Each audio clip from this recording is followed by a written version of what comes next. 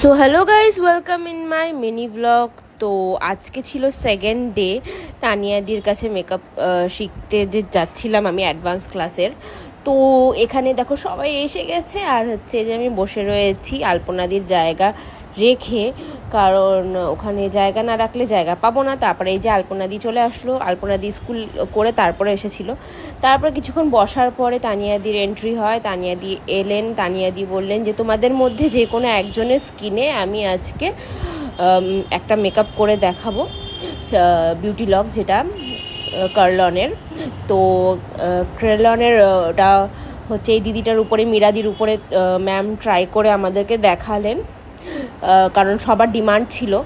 তারপরে ম্যাম নিজের স্টাইলে যেই তিনি করেন একটা, তো তানিয়াদি তারপরে সেই জিনিসটা আমাদেরকে করে দেখালো মেকআপটা।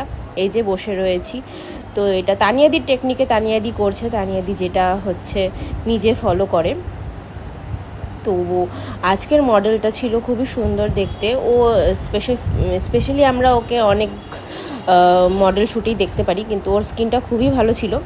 তো আমাদের হচ্ছে লাঞ্চ ব্রেক হলো, আমরা বেরিয়ে পড়লাম কোটমোড়ের উদ্দেশ্যে। দিদি হচ্ছে ব্লাউজ নেবে, কারণ থার্ড ডেতে আমাদেরকে হোয়াইট ড্রেস পরে আসার কথা বলা হয়েছিল, কারণ থার্ড ডেতে আমাদের সার্টিফিকেট দেওয়া হবে।